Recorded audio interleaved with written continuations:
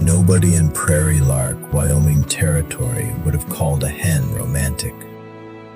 Not the preacher, not the women at the mercantile, and certainly not Elias Mercer, who was standing in his bean patch at sunrise, staring at a speckled red hen as if she had just violated federal law. The hen belonged to Clara Voss. The bean patch belonged to Elias. And the fence between them, according to Elias, existed for one simple reason: to keep Clara's livestock from developing political opinions. The hen did not appear troubled by his interpretation. She scratched once in the dirt, selected a bean sprout with care, and swallowed it. Elias pointed at her. "That," he said, "is theft." From the other side of the fence came Clara's voice, calm as Sunday coffee. "Only if the fence is where it ought to be." Elias turned. Clara Voss stood with one hand on the top rail, her sleeves rolled to the elbow, her dark braid thrown over one shoulder, and an expression that suggested she had arrived prepared for both agriculture and litigation. "The fence," Elias said, "has stood there since my uncle set the line." "Your uncle," Clara said, "had one good eye, a bad compass, and an open dislike of measuring rope." Elias looked at the fence. Clara looked at the hen. The hen, having no respect for family history, ate another bean sprout. Clara leaned closer and said with gentle precision, "If accuracy matters to you, Mr. Mercer, you might move that rail 3 paces east." Elias considered this. Then he said, "If accuracy matters to you, Miss Voss, you might teach that hen the difference between a garden and a crime scene." Clara laughed. Not a polite laugh, not the little sound people make when they are deciding whether to be kind. A real laugh, bright, quick, and completely unguarded. And Elias Mercer, who had been irritated one breath earlier, found himself losing the entire shape of his argument. He smiled. Not because the hen was forgiven. The hen was not forgiven. He smiled because Clara Voss had looked over a crooked fence and turned an ordinary morning into something he suddenly wanted to last longer. Prairie Lark sat low against the Wyoming wind in the spring of 1887, a town of one church, one mercantile, one blacksmith, one saloon that called itself a hotel when travelers came through, and roughly 200 citizens who knew too much about one another to be impressed by secrets. Elias Mercer was 33 and ran the Double M place on the north side of Sweetgrass Draw. 240 acres, mostly grazing land, with a narrow strip of beans and potatoes near the house, because his late aunt had once declared that no man should live on beef, coffee, and stubbornness alone. Elias had kept the garden. He had not kept it gracefully. He was broad through the shoulders, sun-browned, slow to speak, and slower still to admit he had been wrong. The town did not consider him cruel. Cruel men enjoyed winning. Elias simply believed he was usually correct, which made him more difficult in a quieter way. It served him well with colts, cattle, broken harness, and winter decisions. It served him less well with people who did not appreciate being treated like unsettled arithmetic. Clara Voss was 27 and owned the south parcel that touched Elias's land along the crooked fence. 52 acres, 2 milk cows, 4 bee boxes, 1 lean barn, a kitchen garden, and the speckled red hen whose name was Button and whose talent for finding weak places and barriers was already becoming a local concern. Clara had taken over the place after her uncle's stroke the year before. People had assumed she would sell it.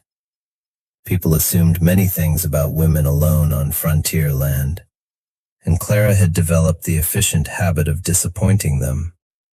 She could mend a gate with baling wire, price molasses without being cheated, hitch a wagon in a crosswind, and listen to a man explain something she already knew without allowing her face to betray the full cost of the experience. This last skill had limits. Elias Mercer had discovered several of them. For 8 years they had been neighbors in the ordinary frontier sense. When Elias lost 3 calves in a late snow, Clara sent over hot bread and lamp oil because grief made chores heavier. When Clara's west gate sagged after a windstorm, Elias repaired it without asking permission because a loose gate on that side meant stock in the road. They were useful to each other, respectful mostly, friendly in the cautious way 2 independent people become friendly when neither wants to owe too much and both understand the value of a neighbor who shows up. But the hen changed the weather. Button crossed the fence 4 times in 2 weeks. Each time Elias returned her with increasing formality. The first time, he carried her tucked beneath one arm and said, "Your prisoner." Clara accepted the hen and said, "Your visitor." The second time, he left a small note tied to Button's leg with twine. The note read, "Repeat offender." Clara returned the note the next morning with a correction written beneath it. "Mislocated boundary witness." The third time, Elias built a small additional brace under the bottom rail. Button stepped around it while he was still putting away the hammer. Clara watched this from her porch and said nothing. Her silence was worse than laughter. The fourth time, Elias found Button roosting on the handle of his hoe. By then, the matter had passed from nuisance into ritual. Rituals are dangerous things. A nuisance you can solve. A ritual asks you to keep arriving. Soon it was not only Button. There was the question of the irrigation headgate where Sweetgrass Draw narrowed. Spring runoff came early that year, and both parcels depended on the same shallow ditch. Elias claimed Clara had opened the gate 2 inches higher than agreed. Clara claimed Elias had measured those 2 inches with the emotional accuracy of a man who did not like being thirsty. They met at the headgate 7 times in 1 month. On the 7th, the town clerk, who had been asked to witness the setting, looked from Elias to Clara and then to the water and said, "Are you 2 disputing the ditch or keeping an appointment?" Neither answered quickly enough. There was also the day Elias's roan horse, Bishop, pushed through Clara's loose orchard rail and ate 9 early apples, 3 dish towels, and half the label off a jar of plum preserves cooling on her sill. Clara's demand was simple: payment for damages. Elias said Bishop had shown poor judgment with the towels, but excellent judgment with the preserves. Clara folded her arms. "Then your horse can pay for the apples, and you can pay for the towels." Elias paid for both. He also replaced the rail. Clara accepted the money, inspected the repair, and said, "It is almost level." "Almost," Elias said. "I am practicing generosity." He should have been annoyed. He was annoyed. But underneath the annoyance there was something else, something warm and restless that followed him back across the field. The town noticed before he did. Towns usually do. At the mercantile, Mrs. Greer began setting aside 2 sacks of coffee when Elias came in, then looking innocent when he asked why. At the blacksmith's, Wade Tilson told Elias he had tightened Clara's wagon wheel twice that month and was starting to feel like an accessory to courtship. "I am not courting anyone," Elias said. Wade struck the iron on his anvil, sparks jumping. "No," he said, "that would require speaking plainly." Elias took offense to that because it was accurate. Clara heard her share of it too. At church, Mrs. Calhoun asked whether she preferred cream or blue for wedding cloth. Clara said she preferred people who finished hymns before planning marriages, but she smiled afterward when no one could see. Because the truth, inconvenient and increasingly visible, was that she liked Elias Mercer. Not because he was easy. He was not easy. Not because he flattered her. He had no talent for it. She liked him because he took her seriously enough to argue with her. He did not pat her hand. He did not pretend agreement because she was a woman alone and everyone admired a brave little effort. When Clara said the ditch was set wrong, Elias checked the gate. When she said the fence leaned, he brought measuring rope. When she said Bishop had eaten 9 apples, not 8, Elias asked how she knew, and Clara led him to the basket count with such satisfaction that he had to concede on evidence. He listened. Even when he was stubborn, he listened. That was rarer than most people understood. Elias, for his part, began to build unnecessary errands into his days. A hinge he could have fixed next week became urgent if it was on Clara's side. A question about seed storage seemed to require discussion at her fence. Once he carried over a jar of nails because he said he had too many. Clara looked at the jar, then at him. Too many nails? It happens. To men who visit hardware stores or to men who need excuses? Elias did not answer. She took the jar anyway. After that, he noticed things he had no business noticing. The way Clara wiped flour from her wrist with the back of her hand. The way she laughed hardest when trying not to. The way her porch lamp came on just after sunset and made the south window glow against the dark. He began looking for that lamp. He told himself it was habit. A man can lie to himself for a surprising length of time if he calls it habit. By late summer, the crooked fence had become the most famous boundary in Sweetgrass Draw. Button still crossed it when she found opportunity. Elias still returned her. Clara still maintained the fence was the real criminal. The argument had softened at the edges without losing its shape. That was the pleasure of it. Both of them knew the rules. Neither could win too easily. Neither wanted the game to end. Then September came, and with it the harvest supper in the Prairie Lark schoolhouse. There were lanterns in the windows, fiddle music at one end of the room, tables heavy with beans, biscuits, preserves, pies, and the kind of ham people praised because several families had salted it, and therefore everyone had a stake in its reputation. Clara arrived with a basket of honey cakes. Elias arrived because Wade Tilson told him only widowers and coyotes stayed home from harvest supper, and Elias was tired of being compared unfavorably to coyotes. They found each other near the doorway, as they always seemed to do.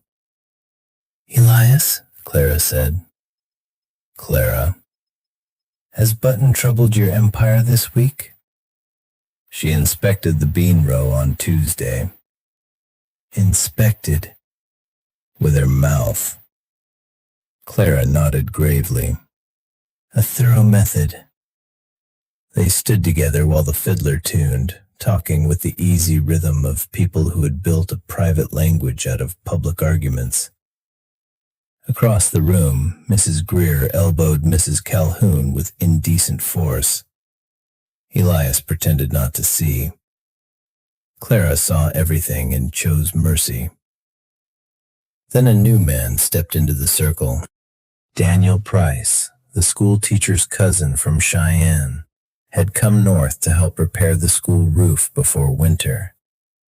He was polished in a way Prairie Lark men rarely were, with neat cuffs, quick conversation, and the confidence of a man who had not yet learned the local maps.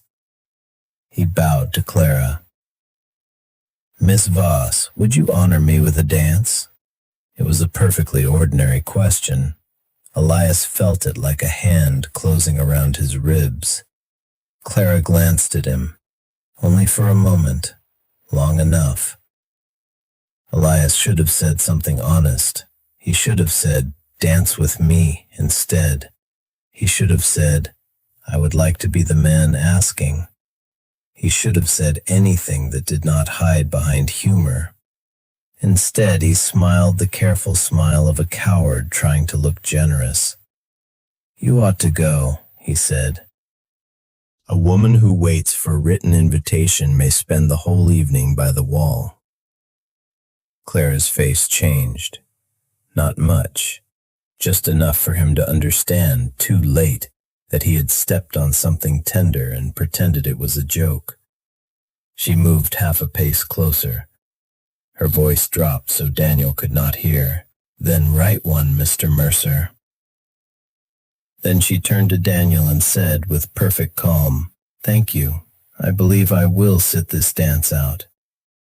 And she walked away. Daniel looked at Elias. Elias looked after Clara. The fiddler began a bright reel that suddenly sounded far too loud.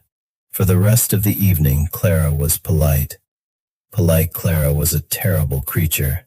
She thanked people. She smiled correctly. She accepted coffee from Mrs.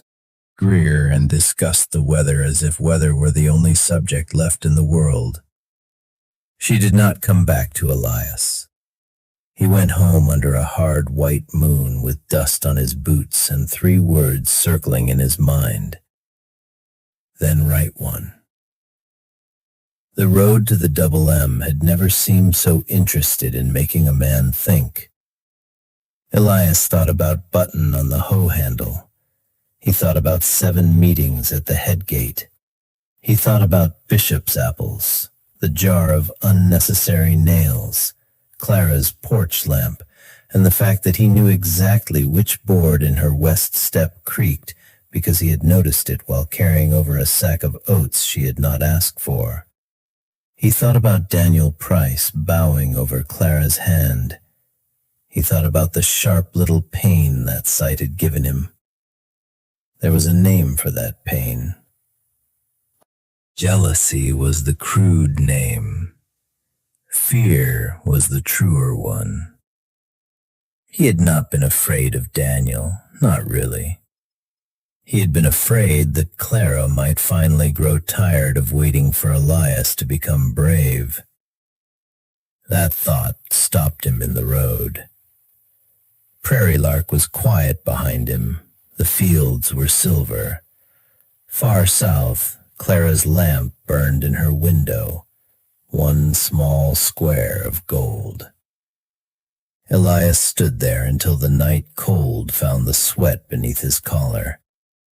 He had always considered himself a direct man. This was one of the opinions he was going to have to revise, because a direct man would not spend months arguing over fences when what he meant was, "I want to keep talking to you." A direct man would not carry nails across a field because he lacked the nerve to carry himself. A direct man would not watch a woman look at him with open invitation and answer with a joke. Elias went home, sat at his kitchen table, and found no comfort in being correct about any of it. The next week was the longest week of his life. Clara did not ignore him. That would have been easier. She waved when he passed. She returned button when the hen wandered home by herself. She answered his question about the ditch with precise courtesy and no extra word. It was the no extra word that wore him down. Elias discovered that he had built his days around those extra words. A barb at the fence, a dry correction, a laugh she tried to hide. Without them, the whole place seemed badly measured. On Friday morning, he walked to Clara's property carrying a new cedar fence post, a shovel, and the kind of resolve a man develops when embarrassment has finally burned off enough to reveal truth. Clara was at the wash line, pinning sheets in the wind. Button pecked near her boots like a witness. Clara looked at the post. "The fence is still standing," she said. "Barely." "It has stood barely for years." "Then years have been patient." She almost smiled. Almost. Elias took what courage he could from the almost. "The west corner is sunk," he said. "If it sinks another inch, Button will have a formal road." "Button will be delighted." "I would rather not negotiate with poultry." "No, you prefer negotiating with me." He looked at her then. Yes. That made the wind sound louder. Clara's hand stilled on the clothespin. Elias set the cedar post against the fence. "I spoke poorly at the supper." "You did." "I made a joke because I was trying not to say what I meant." "That is a crowded sentence," Clara said. "It is an honest one." She held his gaze. For once she did not rescue him with wit. He had to continue alone. "I was jealous when Price asked you to dance." "I noticed." "I hated that I noticed." "I noticed that too." He took off his hat. The morning sun fell across his hair, his brow, the lines at the corners of his eyes from squinting into weather. "I have been slow," he said. "Not because I did not know you mattered, because I did."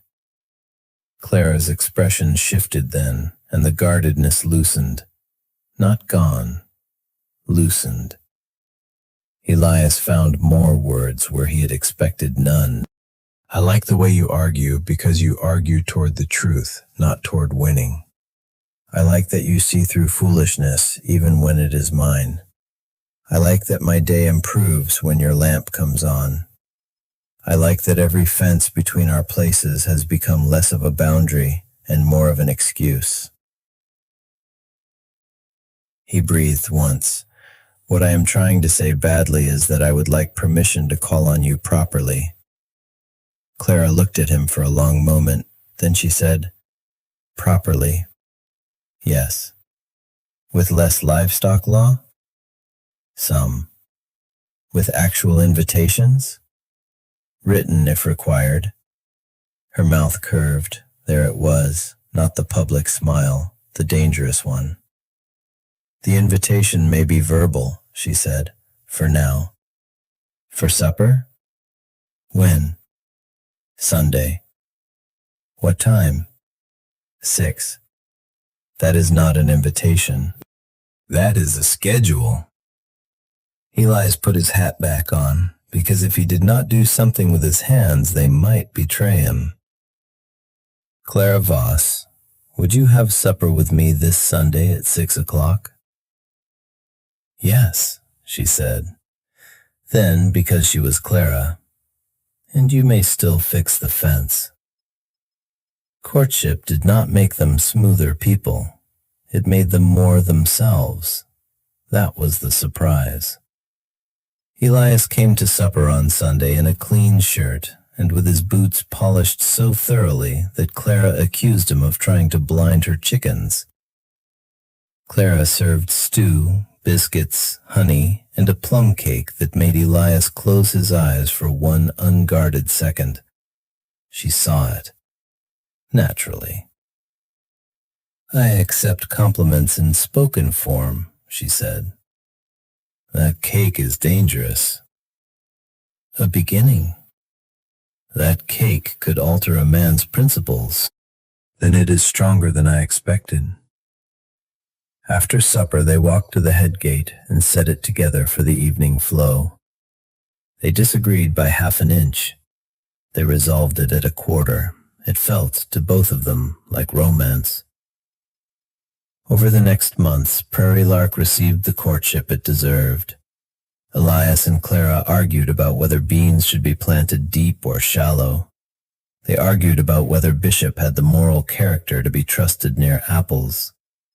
They argued about the best way to stack hay before snow, and Clara won so thoroughly that Wade Tilson heard about it from 3 separate people before noon. But beneath every argument ran a new certainty. They were no longer testing whether the other would stay.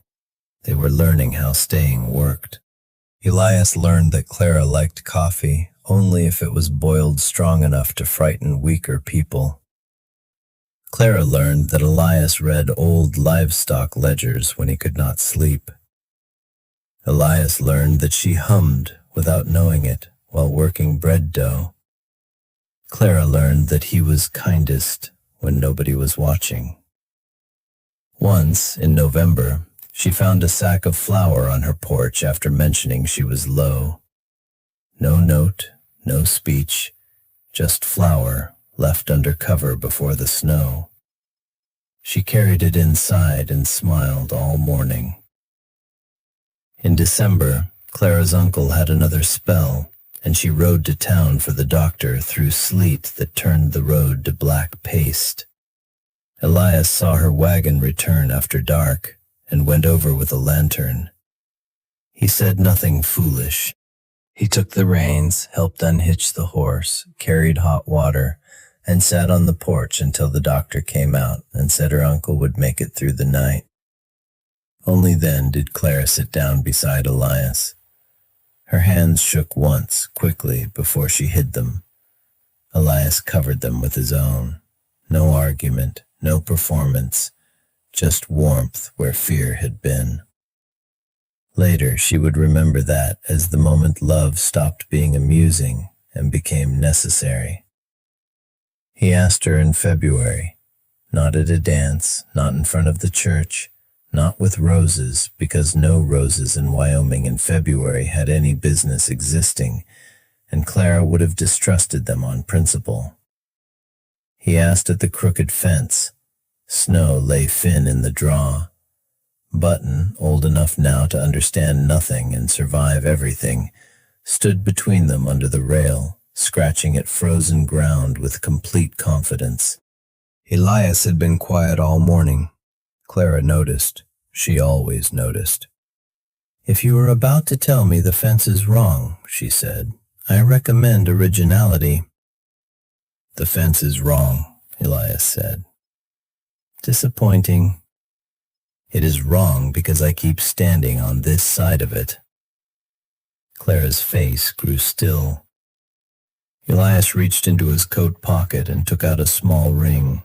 It was plain gold, bought from a traveling jeweler in Cheyenne and carried for 2 weeks while he waited for courage to stop pretending it needed better weather. "I have had a difficult time forming a poetic speech," he said. "I am shocked." "You would dislike most of it." "Almost certainly." "So I will be plain." He held the ring in his palm. "I want the rest of my life to include your corrections. I want your lamp in my window, your bees in my orchard, your books on my shelf, and your opinions in every plan I make before I am foolish enough to call it finished.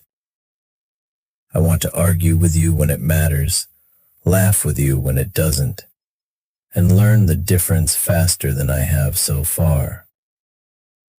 His voice roughened. "I love you, Clara. I am asking you to marry me." For once, she did not answer immediately. The wind moved a loose strand of hair across her cheek. Button clucked under the rail, impatient with human pacing. Clara looked down at the hen, then back at Elias. "How many arguments do you expect to lose?" Elias blinked. "A fair number." "Define fair." 30%. 70. 40. 60. 45, with reconsideration after harvest. Clara laughed then, the real laugh that had undone him in the bean patch months before. She put her hand over the ring. "Elias Mercer," she said, "did you bring me to a fence in February to negotiate your own surrender?" "I brought you to the place where I first became uncertain." Her laughter softened. That answer reached her. "Then yes," she said, "I will marry you." He let out a breath that looked like smoke in the cold. "To 45%? "Do not spoil the moment." 60? "Better." He slid the ring onto her finger. Button walked under the fence into Elias's field. Neither of them stopped her. They married in May, when sweetgrass draw greened after the late rains. The church was small, the windows open, the air carrying the smell of damp earth and lilac. Clara wore a cream dress altered from her mother's, the hem let down and the sleeves remade by Mrs. Greer, who wept into the pins and denied it. Elias stood at the front, with Wade beside him, and looked as if he were about to face weather. Then Clara appeared in the doorway. Whatever weather he had expected changed. She walked toward him with clear eyes, and a half-smile that said she knew exactly how much trouble she was bringing and trusted him to be grateful. He was. The vows were brief, the kiss was not. Prairie Lark discussed that for a month. Afterward, the fence between the parcels came down in sections, not all at once. Elias said there was work to plan. Clara said he was sentimental about barriers. He denied this while saving one old rail behind the barn. The combined place became larger than either had imagined separately. 292 acres once the deeds were written together. More cattle, better accounts, a kitchen garden that fed half their neighbors in lean years, and a small orchard protected by a fence that Elias built straight enough to satisfy even Clara. Mostly. Their first child, Ruth, arrived during a thunderstorm and inherited her mother's stare. Their son, Samuel, came 2 years later and learned to climb fences before he learned caution. 2 more children followed, then seasons that did not ask permission. There were good years, a calf crop so strong in 1896 that Elias wrote the number twice in the ledger, as if numbers might improve by admiration. There were hard years, drought that split the creek into warm stones, a winter that took 12 head and left Elias silent for 3 days. Clara did not fill the silence with comfort he could not use. She sat beside him at the table, opened the ledger, and worked the figures until loss became something with edges. That was how they survived. Not by avoiding hard things, by refusing to make one another face them alone. They disagreed for decades, about money, children, hay, the church roof, whether Samuel's borrowed mule was intelligent or merely dramatic, whether coffee was a beverage or a threat. The arguments changed as their hair silvered. They no longer needed to prove they would stay, so the words became lighter, easier, part of the household weather. But the listening never left. That was the secret no one could see from outside. Banter can look like distance when people do not understand the language. For Elias and Clara, it was closeness with its sleeves rolled up. It said, "I know the edge of your mind, and I am not afraid to meet you there." Button lived to an age no hen had a right to reach. When she finally died, Clara buried her near the old bean row. Elias said a ceremony for poultry was excessive. Clara said Button had altered property law, local courtship, and the Mercer bloodline, and therefore deserved recognition. Elias stood through the whole service with his hat in his hands. He never admitted Clara was right. He did build a small marker. By 1935, the Double M and Voss place had become one of the steadier ranches in the county. The barn had burned once and been rebuilt better. The orchard had spread downhill. Grandchildren ran where the crooked fence had been. The old rail Elias saved behind the barn had weathered gray, then silver, then almost white. Elias was 81. Clara was 75. They sat most evenings on the front porch when weather allowed, facing sweetgrass draw while the sun went down behind the low hills. His hands had thickened with age. Her braid had become a soft knot of white at the back of her head. She still corrected accounts without mercy. He still claimed coffee improved the moral condition of a person after supper. She still said tea proved civilization had not been lost. One September evening, when the air smelled of cut hay and cooling dust, Elias looked toward the place where the fence had once stood. "I have been considering the historical record," he said. Clara did not open her eyes. "A sentence that has ruined many peaceful evenings." He smiled. "The first trespass was Button's. The first measured error was your fence. The first written insult was your correction to my note. The first cowardice was your joke at the harvest supper." He looked at her. She opened one eye. Age had not made her less accurate. "No argument," he said. That made her open both eyes. "No argument? I have learned economy. You have learned surrender. 60% of the time. 70. He reached across the space between their chairs and took her hand.